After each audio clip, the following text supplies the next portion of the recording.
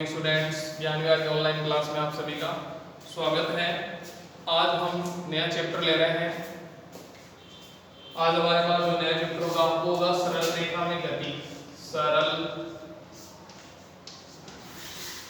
रेखा में गति, सरल रेखा में गति चैप्टर नंबर 3 है। हमने जो चैप्टर पढ़ा है वो चैप्टर नंबर 2 है, मात्रक एवं मापन। फर्स्ट चैप्टर में कुछ बेसिक चीजें दी हुई हैं जो हम बाद में पढ़ेंगे। मतलब उसमें प्रकृति के बल दे रखे हैं, वो 4 बल पढ़ने हैं और बाकी उसमें कुछ खास चीजें हैं नहीं। तो हमने सेकंड चैप्टर जो है वो इम्पोर्टेंट है। सेकंड चैप्टर मतलब आप आगे जितनी जैसे जैसे फिजिक्स पढ़ते जाओगे तो सेकंड चैप्टर आपके हर जगह काम आने वाला है। तो इसलिए पहले हमने उस चैप्टर को पढ़ा है। और जो है ये थर्ड चैप्टर जो है वो हमारे पास ये भी जो आगे हम फिजिक्स पढ़ेंगे उसमें काम आने वाला है। फर्स्ट चैप्टर में प्रकृति के मूल बल दे रखे हैं। कौन कौन से बल हैं? विद्युत बल, गुरुत्वाकर्षण बल और मतलब नाभिकीय बल, और इसके बाद जो है वो है दुर्बल नाभिकीय बल। एक तो प्रबल नाभिकीय बल और एक दुर्बल नाभिकीय बल। इन बलों के बारे में दे रखा है। तो पहले आपको थोड़ी बेसिक जानकारी हो जाए, फिर उसके बारे में भी हम आपको बताएंगे। तो हम बात करते हैं सरल रेखा में गति। तो सरल रेखा में गति है, पहला हम लेते हैं, हमारा टॉपिक है दूरी। तो दूरी की परिभाषा क्या होती है बताओ जल्दी।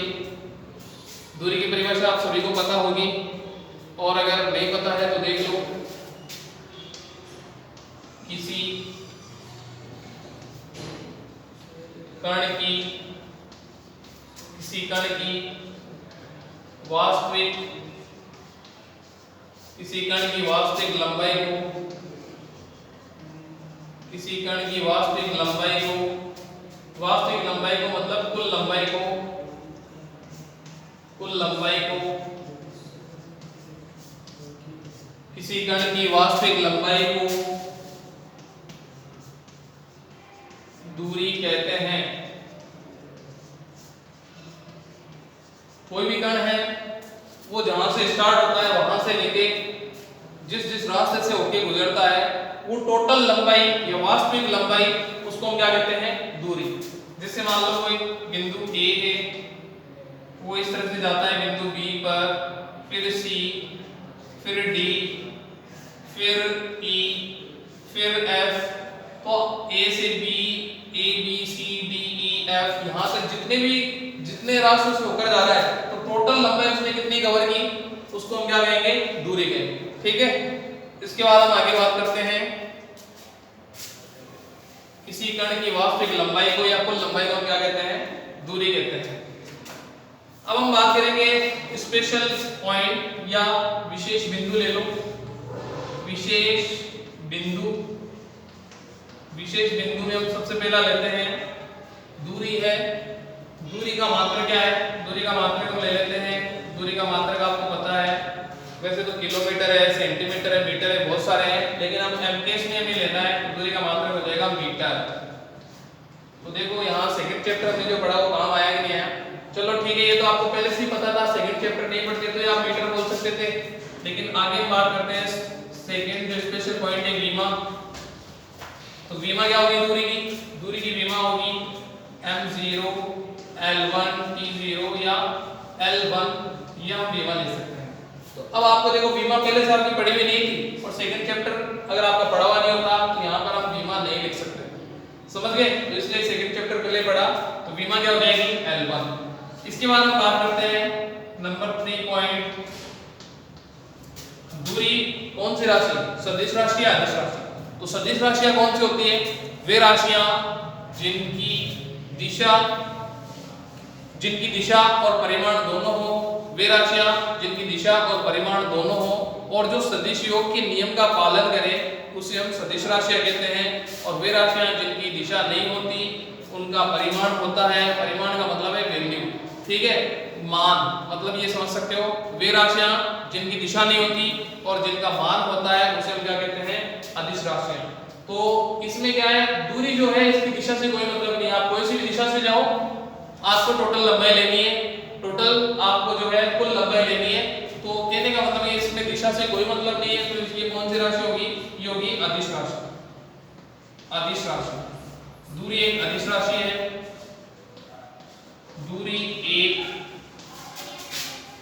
अदिश राशि है।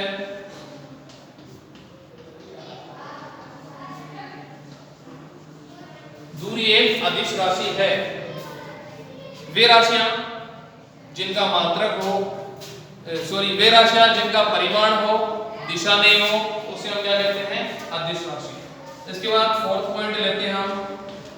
फोर्थ पॉइंट है दूरी हमेशा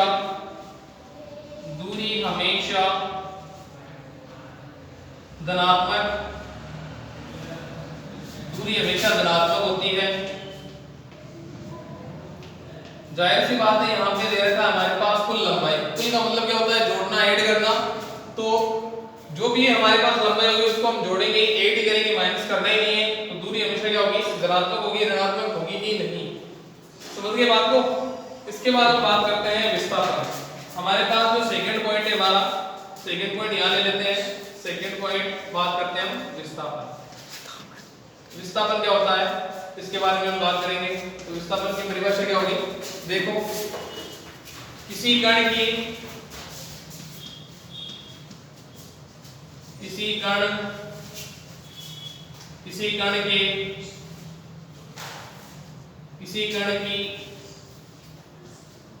न्यूनतम लंबाई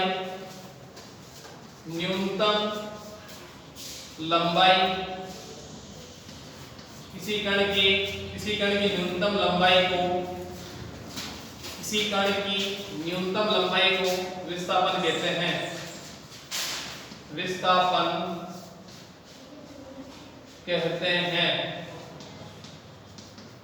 किसी कण की न्यूनतम लंबाई को क्या कहते हैं? विस्थापन कहते हैं। या दूसरी परिभाषा में हम लिख सकते हैं, किसी कण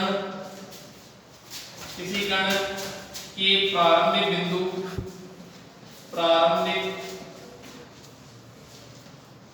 प्रारंभिक बिंदु व अंतिम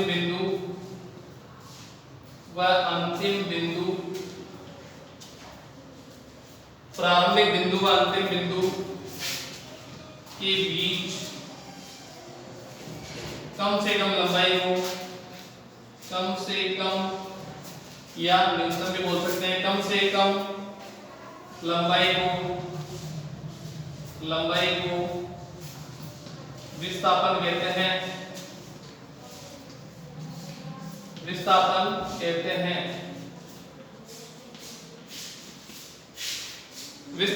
हैं। किसी कण की न्यूनतम लंबाई ले सकते हो आप, या किसी कण के प्रारंभिक बिंदु, स्टार्टिंग पॉइंट, अंतिम बिंदु, एंडिंग पॉइंट के बीच में कम से कम लंबाई या न्यूनतम लंबाई को क्या कहते हैं? विस्थापन कहते हैं। ठीक है। तो जैसे एग्जांपल के तौर पे हम बात करते हैं, मतलब कोई भी कण इस तरह से मान लो गति करता है, तो ये बिंदु ले लो A, यहाँ पे हमने बिंदु ले लिया B, ये बिंदु हो गया C, यहाँ पे हमने ले लिया D, और ये हमने ले लिया E। तो दूरी क्या कहलाएगी? A B C D E। जिस रास्ते से होकर कोई कण गुजरेगा उसको हम क्या कहेंगे? कुल लंबाई या दूरी। और प्रारंभिक बिंदु कौन सा है? A, और अंतिम बिंदु कौन सा है? E। तो प्रारंभिक और अंतिम बिंदु के बीच कम से कम दूरी को हम क्या कहेंगे? विस्थापन। कम से कम लंबाई को हम क्या कहेंगे? विस्थापन। तो A और E जो होगा, इस अगर डायग्राम की बात करें तो विस्थापन हमारे पास क्या होगा? विस्थापन होगा हमारे पास A और E, और दूरी हमारे पास क्या होगी? दूरी होगी A B C D E। तो दूरी हमारे पास टोटल लंबाई हमें लेनी है, और विस्थापन हमें क्या लेना है? न्यूनतम लंबाई या प्रारंभिक बिंदु और अंतिम बिंदु के बीच कम से कम लंबाई या न्यूनतम लंबाई को क्या कहेंगे? विस्थापन। इसके बाद हम बात करेंगे यहाँ पर स्पेशल पॉइंट या विशेष बिंदु के बारे में बात करेंगे। तो विशेष बिंदु क्या है? देखो, विशेष बिंदु नंबर 1 विस्थापन में तो मात्रक लेंगे। तो मात्रक, दूरी क्या है? दूरी एक लंबाई है, और विस्थापन क्या है? विस्थापन भी एक लंबाई है, और लंबाई से कम हो या ज्यादा मात्रक मीटर ही होगा। ठीक है। सेकंड पॉइंट की हम बात करें, बीमा, तो आपको बताया हुआ है लंबाई कम से कम हो या ज्यादा से ज्यादा हो, बीमा L1 ही होगी। तो बीमा क्या होगी? L1 ही होगी, जिसको हम ले सकते हैं L1। इसके बाद हम बात करें दूरी, यहाँ पे क्या दे रखी है? अदिश राशि। तो विस्थापन क्या है उसके बारे में हम बात करें, तो विस्थापन जो है वो सदिश राशि है। विस्थापन है सदिश राशि। सदिश राशि विस्थापन में परिमाण के साथ साथ दिशा भी होती है। अगर आप ए से स्टार्ट कर रहे हैं और ई तक पहुंच रहे हैं तो ए स्टार्टिंग बिंदु और बी एंडिंग बिंदु, तो हमारे पास जो विस्थापन की दिशा होगी ए से ई की ओर, ठीक है, ए से ई की ओर। और अगर मान लो हमें इस तरह से हम स्टार्ट करते हैं तो ये मान लो स्टार्टिंग पॉइंट है ई, ये हो गया हमारे पास डी, ये पॉइंट हो गया सी, ये हो गया बी और ये हो गया हमारे पास ए। तो स्टार्ट अगर ए से करेंगे तो विस्थापन की जो दिशा होगी वो ई से ए की ओर होगी, ई से ए की ओर। तो यहाँ पर दिशा का फर्क पड़ रहा है, दिशा निर्भर कर रही है। ए से स्टार्ट करते हुए ई की तरफ जाते हैं तो विस्थापन की दिशा ए से ई, और ई से अगर स्टार्ट कर रहे हैं तो दिशा होगी ई से ए। तो यहाँ पे दिशा जरूरी होती है। और वे राशि जिसका परिमाण के साथ साथ दिशा भी होती है उसे हम क्या कहते हैं, सदिश राशि। इसके बाद यहाँ पे क्या है, यहाँ पे चौथा पॉइंट है दूरी, हमेशा धनात्मक होती है।